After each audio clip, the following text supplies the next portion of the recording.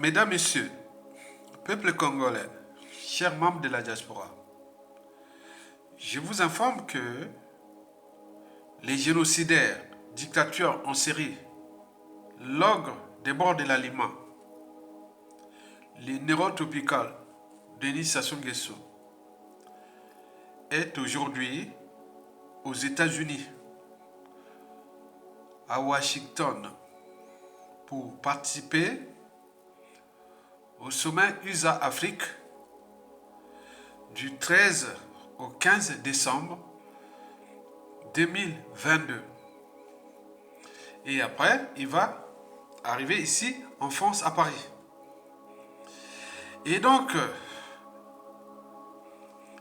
cette visite-là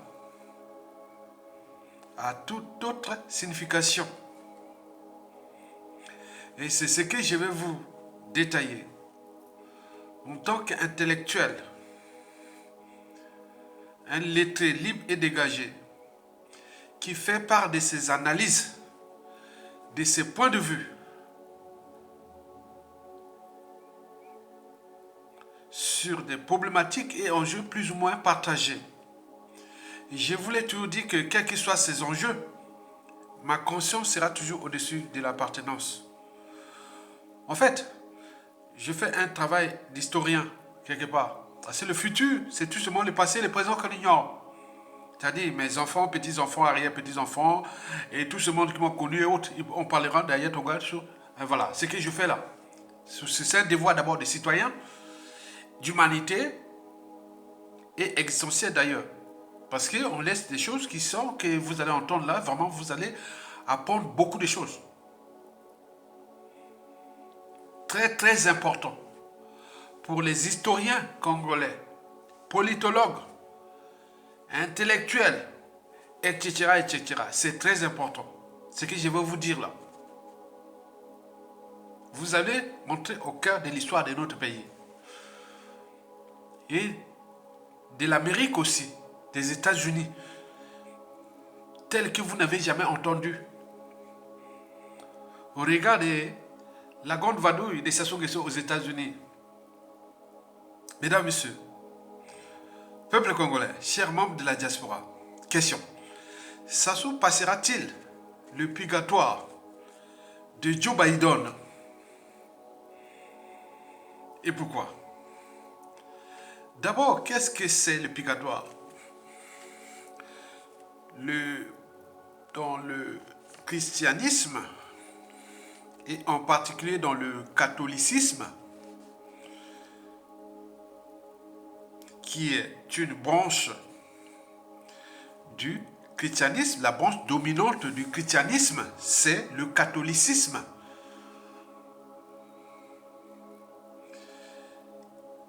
Vous le savez très bien que lorsqu'on parle du purgatoire, on pense tout naturellement à l'expiation de nos péchés. C'est-à-dire du passage de la vie à la mort et à l'esprit. Le passage de la vie à la mort et à l'esprit. Autrement dit, tout ce qui se passe dans l'antichambre, ce qu'on appelle le dernier jugement. Dans la Bible, on parle du dernier jugement. Nous avons le corps physique biodégradable, nous avons l'âme et l'esprit. Et donc, c'est pendant la mort et qu'on se rend compte de ce que nous avons fait du mal des uns et des autres, selon la chrétienté. Selon le christianisme, ce qu'on appelle le purgatoire. Le dernier jugement.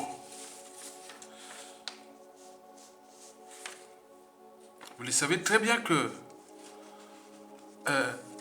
l'enjeu du purgatoire, c'est le passage de l'enfer, de l'enfer au paradis. Donc, tu arrives là, dans l'antichambre noire, genre d'antichambre, quand tu fais les derniers jugements. Ça peut passer quelques secondes à des mois ou des années, selon les crimes que tu as commis, et voilà. Donc c'est une étape très très difficile où ton esprit va répondre de tout ce que tu as fait du mal aux uns aux autres. C'est difficile.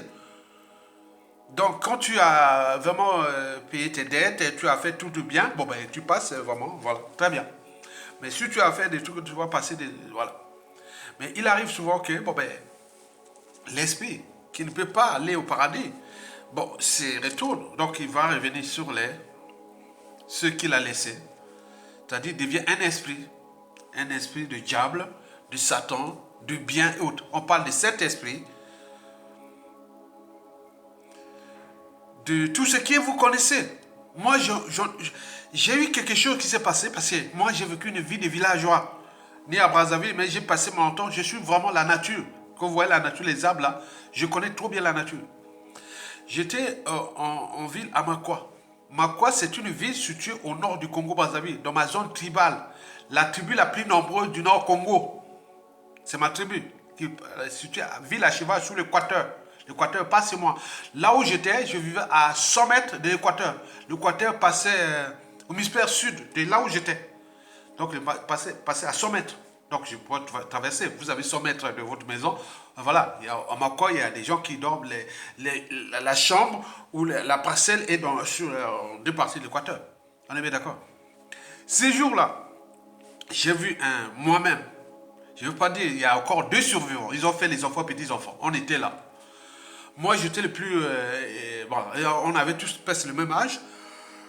Mais j'étais le plus au-dessus au niveau de l'école parce que j'étais voilà, en classe supérieure. Voilà. Et donc ce jour-là, j'ai vu moi-même un magouya, un lézard, poursuivre un individu, un beau garçon. Il avait cette problème de santé, mais il a poursuivi. Mais c'est quoi? On s'est mis à se moquer de lui. Et mais comment un magouya peut poursuivre un individu? Ça s'est passé. Je dis, ils sont encore vivants. Ils ont des enfants, petits-enfants. Je ne veux pas dire l'endroit où ils sont. Ils sont dans le nord, mais je ne veux pas dire l'endroit où ils sont. Parce que pour les problématiques politiques des Sassou et tout ça, on ne veut pas qu'on les cherche et dire, voilà. Donc, ça s'est passé. Ils sont là vivants. Je vois, il y a 2 qui sont encore vivants. Je suis au pays, je suis tous ceux qui sont encore vivants là-bas. Malgré les contempts de la condition humaine, dû à la dictature antisociale, criminogène et anti-État, anti-conditions humaines des Sassou Nguesso. Voilà, je suis ceux qui sont là-bas encore en vie. Et donc ce jour-là, oh là là, j'étais malheureux. Un magouya, c'était chez moi. Un magouya l'a poursuivi. Mais c'est quoi cette affaire-là? 2 semaines après, il était mort. Il est parti au village, il était mort. Il était mort. Et donc, vous avez des gens que, par exemple, une pierre tombe sur toi, ou un accident, ou un truc qui te sauve, et autres, qu'on appelle les Saint-Esprit, et autres. C'est tout ce qui est avant. Donc, nous sommes des humains, on a une part de conscience, on a une âme, une conscience. Donc, c'est ça. Le purgatoire, c'est ça. Il y a des gens qui sont morts, et qui deviennent des esprits, positif ou négatif, il vous arrive des merdes, tout ça dans la famille. Mais qu'est-ce que ça arrive? Mais c'est tout ça historiquement. Le purgatoire, c'est ça. Il y a des familles où des gens, où après, voilà, ils sont toujours, il y a des choses bien dans leur famille. Il y a des gens qui s'occupent de la merde.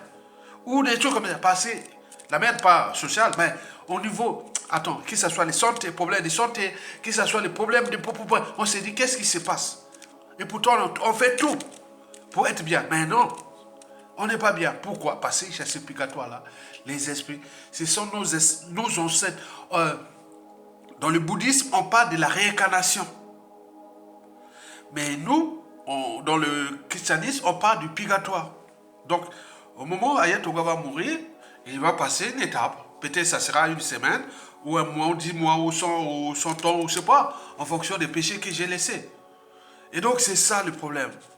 Mais c'est quand même une bonne idée de la conscience. Hein. C'est-à-dire que bon, ben, il faut payer les trucs avant de mourir pour ne pas que ça se transforme en mauvais esprit sur les uns des autres, les accidents, les pierres qui tombent. J'ai vu dans les massifs alpins. On était parti à une excursion dans les massifs alpins.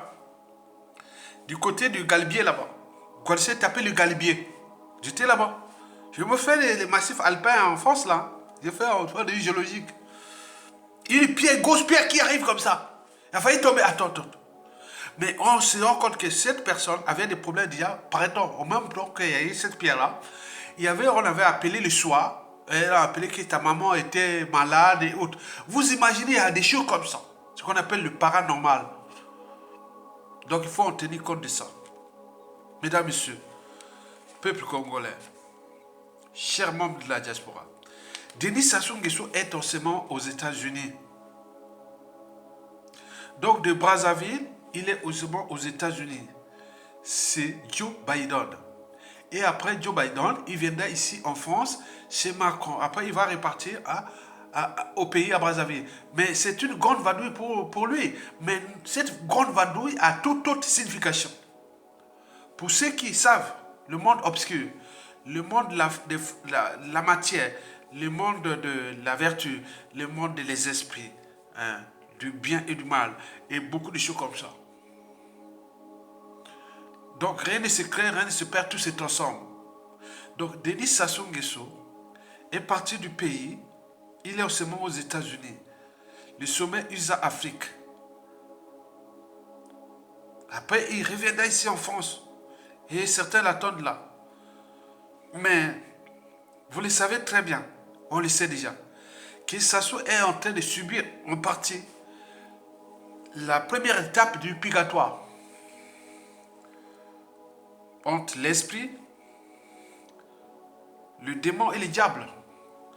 Il est un mauvais esprit qui va être peut-être pour sa famille, ses enfants, petits-enfants. C'est le démon de nous, peuples congolais. C'est le diable même du catholicisme au Congo-Brazzaville. Mesdames, Messieurs, peuple congolais, Sassou est là-bas, en train de subir déjà la première étape du purgatoire.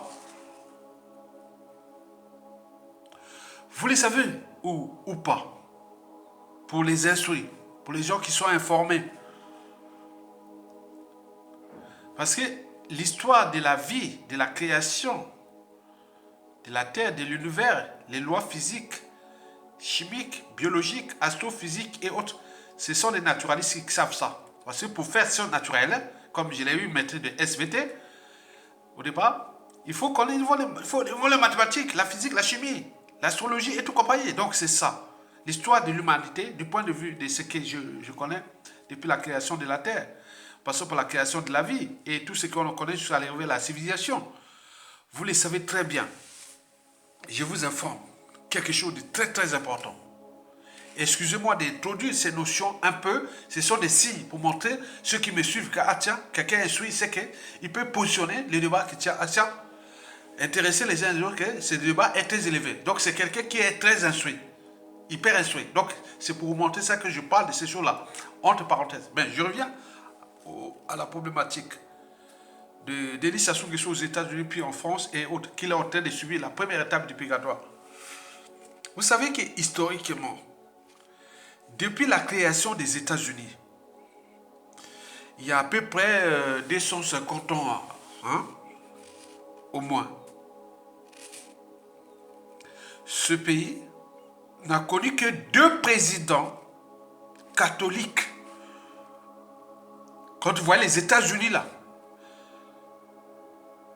depuis le 18e siècle, c'est-à-dire l'indépendance des Amériques à la fin du 18e siècle, jusqu'à nos jours, les États-Unis d'Amérique n'ont connu que 2 présidents catholiques.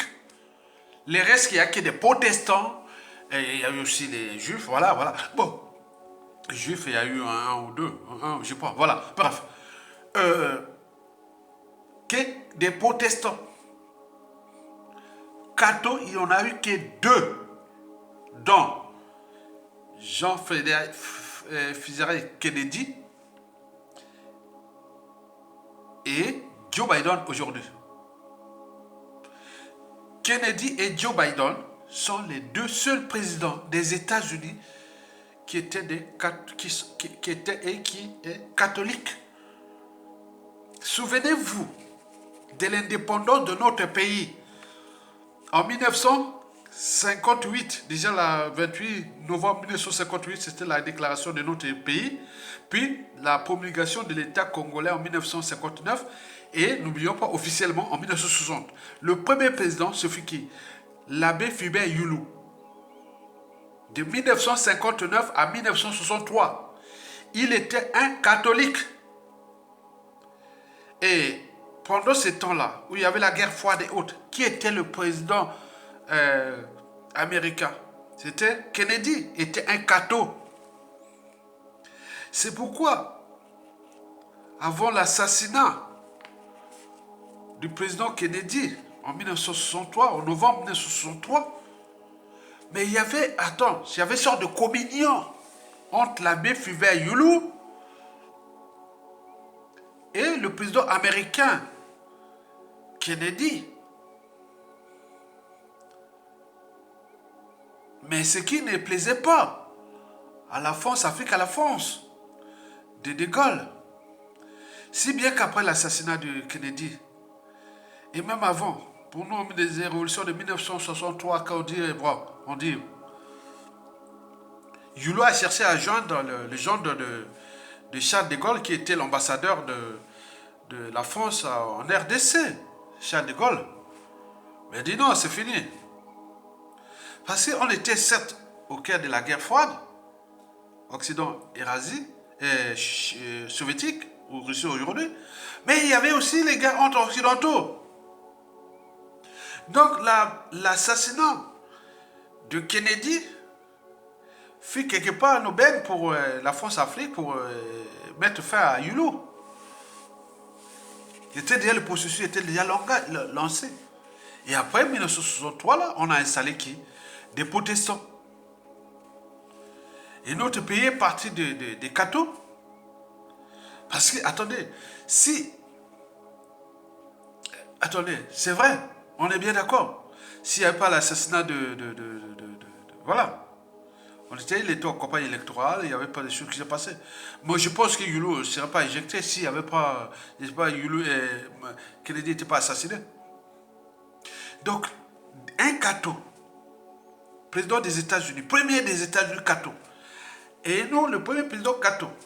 Donc, on était vraiment en la communion. Le Congo était respecté. Youlou reçu. Attends, il était au Grand Pompe à Washington. Attends, c'était vraiment, on le dit, voilà, pour la famille de Youlou, les partisans de Youlou, et tous les gens, le Congo était respecté. C'était comme ça. Mais après, on a installé Massamba Deba, qui fut un protestant.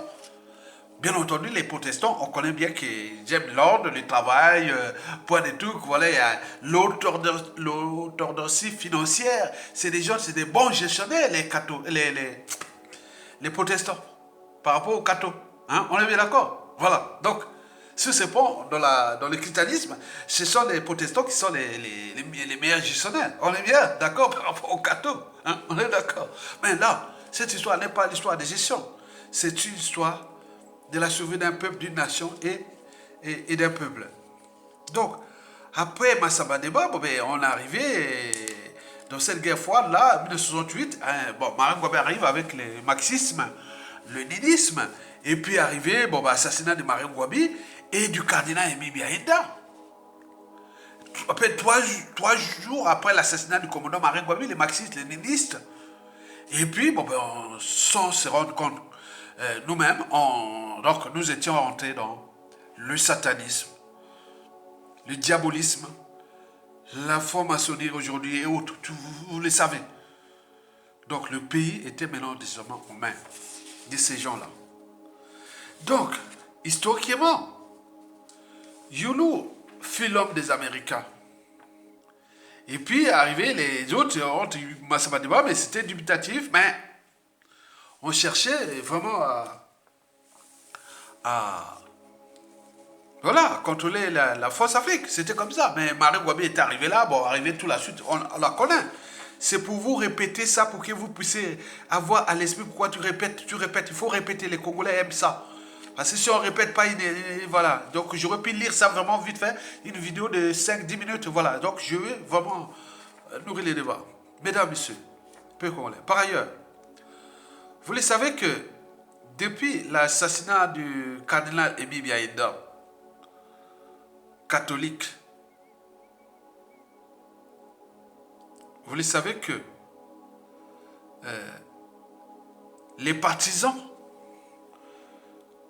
du cardinal et même la volonté chrétienne congolaise, catholique majoritairement, parce que quand on parle des religions chrétiennes au Congo, la majorité ce sont les cathos, hein. Après arrivent les protestants, mais la majorité reste animiste. Nous avons la majorité, bon, on disait, bon, ceux qui pensent vraiment au christianisme, bon, je ne sais pas, hein, la majorité, 90% sont d'abord animistes, mais quand on parle de la religion chrétienne au Congo, ils sont au moins 80%.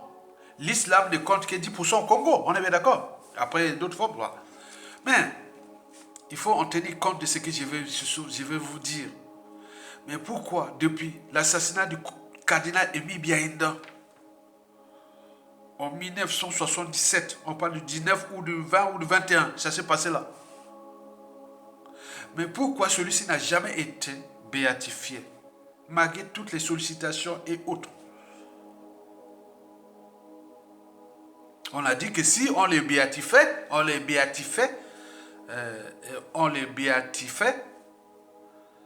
bon, tous les chrétiens du monde entier ou les catholiques du monde entier seront conquis Sassou Nguesso. Mais sauf que celui-ci a déjà pris les devants depuis. Sassou est au Vatican. Sassou a corrompu tous les cathos.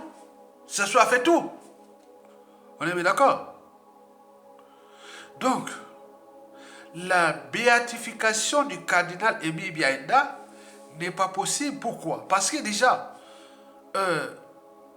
que vaut les catholiques aujourd'hui par rapport à ce qui s'est passé au Congo et autres?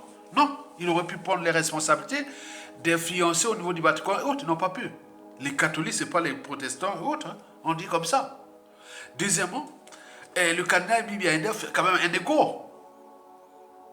Donc aller béatifier, je ne sais pas, la première fois, est-ce qu'on a déjà béatifié au Vatican un égo et autres? Même si la Vierge Marie, le pape François Ier, il va en clandestinité être devant la Vierge Noire. Hein? Vierge Noire, Marie à la Vierge Noire. Au Vatican, il y a la Vierge Noire. Il va là-bas en secret. Voilà, c'est là, derrière la Vierge Noire. Mais en public, non. Puisque on est humain, on a tout. Vous connaissez ça. Ce qui s'est passé, l'histoire du monde, il faut aussi être un peu réaliste. Le pape François Ier va souvent prier derrière la Vierge Noire. C'est pas parce qu'il est argentin, qu'il est latino-américain et autres. Oui, il est sensible. Mais voilà, donc c'est des codes, c'est des règles et autres qui sont comme ça.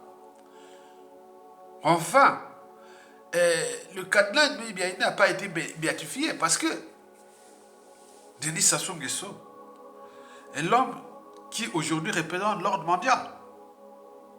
Donc l'ordre mondial, il y a des secrets, il y a des vérités, il y a des codes vérités, il y a des choses qui sont là. C'est un jeu. Sassou joue bien ce jeu. Une mission qui lui a été attribuée au sommet de la pyramide. Déjà France-Afrique et occidentale. Donc Sassou est là. Par conséquent, tout ce qui est vos trucs de religion et autres, c'est caduc derrière tous ces enjeux-là. Je ne vais pas vous en parler. Mesdames et messieurs, peuple congolais, chers membres de la diaspora, je vous rappelle que Denis Sassou Nguesso c'est Joe Biden. Et comme il est c'est Joe Biden, qu'est-ce qui va se passer? Lui, Joe Biden ne peut pas le dégager. Joe Biden ne peut pas les dégager parce que y a trop d'enjeux. Et donc, ces enjeux-là, qui sont là, donc ce monsieur qui est catho, hein, Joe Biden est catho. Mais pourquoi Sassou est là qui a fait du mal au catho et autres, il est là-bas parce qu'il y a d'autres enjeux.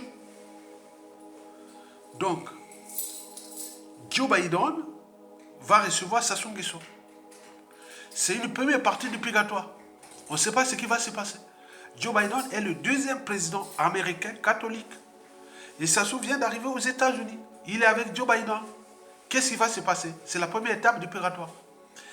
Joe Biden va-t-il lâcher Sassou Nguesso pour ses enjeux spirituelle et autres de tout ce qui est du catholicisme au Congo. Qu'est-ce que ça représente, le Congo, Brazzaville, le bassin du Congo et autres, devant un grand pays de catholiques d'Afrique qui est la République démocratique du Congo et notre pays. Est-ce que ça, pour ces enjeux aussi de la chrétienté et autres, bon, est-ce que Joe Biden va lâcher Sassou Nguesso? Si et seulement si Joe Biden ne lâche pas Sassou Nguesso, il est parti, il est aujourd'hui admis que le catholicisme aura des soucis au Congo. Jamais descends toi. Deux présidents catho américains.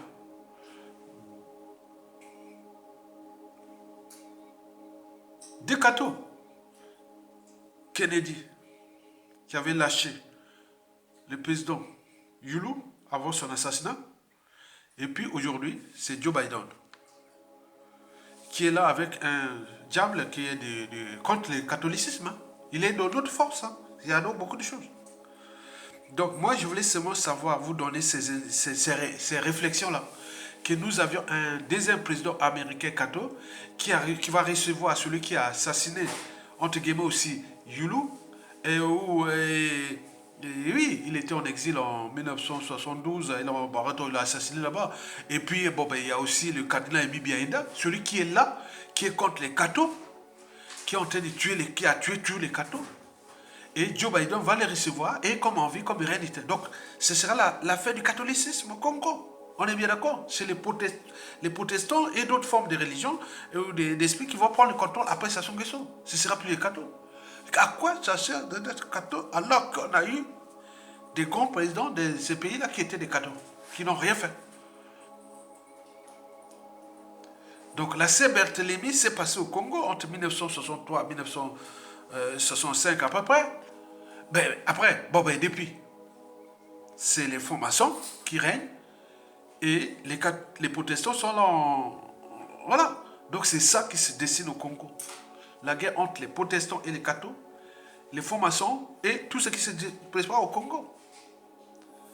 Comme l'a bien expliqué un esprit qui m'a donné toutes ces informations. C'est la guerre qui se passe de la presse Sassou Nguesso, c'est la guerre entre les protestants, les cathos et les francs-maçons. Qui va gagner cette guerre? Mais de mon point de vue, ça sera soit les protestants ou d'autres formes d'esprit. Mais pas les cathos, ni les protestants, ni les francs-maçons.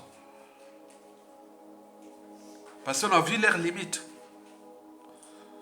Ils n'ont pas fiancé pour que Sassou puisse s'éjecter, puisque celui-ci est venu pour massacrer les cathos et les protestants aussi. Mais il a industrialisé voilà, la franc-maçonnerie qui est Lucifer. Et donc on ne sait pas comment va se terminer cette affaire. Donc Sassou est là-bas. Donc il va des États-Unis aller voir le deuxième président américain, catho, et que celui-là va lui laisser libre cours de repartir à Paris. Et à Paris, il va repartir au pays pour aller massacrer encore là. Mais à quoi sert encore là? Donc vous venez voir cette histoire-là. C'est vous donner les raisons de réflexion que Joe Biden, c'était catho. Et donc il va recevoir un catho, un individu qui a massacré que des cathos. Donc il y a des intérêts qui sont plus au-dessus de ça. Donc vous ne pouvez pas chercher à se dire que voilà, voilà les religions au Congo, donc ça ne sert à rien maintenant. Parce que si ça tenait qu'à ça, quelle est la leçon de la foi, les sens de la spiritualité et autres, alors qu'on laisse libre cours à quelqu'un qui est en train de massacrer des choses comme ça. Donc ce sont des sujets de réflexion. Donc pour conclure, je vous dis que historiquement, les États-Unis ont eu deux présidents catholiques. Et dans l'histoire de notre pays, il y a un individu qui n'a cessé de tuer les cathos. Il s'appelle Denis Sassou Nguesso. Il a tué le président Yulu en exil, empoisonné en Espagne, et puis le cardinal Emi Biaïda. Et depuis là, il ne cesse de s'attaquer aux cathos. Et donc, il est reçu par un catho qui est président des États-Unis. Donc, vous voyez que ça se passe comme ça. Si on est ensemble, malgré tous ces trucs-là, donc, vous aurez une autre signification, une autre interprétation de la religion, du point des choses comme ça. Ce sont des sujets de réflexion. Donc, je vous laisse y réfléchir. Donc, Sassou est à ce moment là-bas. Donc, pour les Congolais, ils voient là une ouverture. Que la présentation, tous ces trucs des religions de catholiques, à quoi ça sert quoi? À quoi ça sert? Il y a eu un gars là depuis 50 ans, il a cessé de tuer les cathos au Congo. Mais à quoi ça sert encore aujourd'hui? Les catholicismes. Donc, vous devez en tenir compte de ça. Ce sont des faits historiques qui alertent du présent. Et le présent, c'est le processus qui amène vers le futur, de notre imaginaire. Donc, on prend soin de cette vidéo et de réfléchir. Et nous pourrons venir nourrir les débats. Que si ça s'ouvre, repart, sain et sauf, des États-Unis, arrive en France, il repart au Congo, il va faire ce qu'il veut. C'est la fin du catholicisme au Congo. Pas la fin, mais c'est grillé. Par rapport à tous ces enjeux-là. On a eu des pions, des partenaires et autres qui pouvaient dégager Sassou Nguesso. Donc Joe Biden aujourd'hui, mais rien du tout. Donc c'est pas l'enjeu, n'est pas la religion. Pour dégager Sassou Nguesso, il y a donc d'autres forces. Il y a d'autres enjeux. Donc vous devez en tenir compte de ça. Merci beaucoup. À bientôt.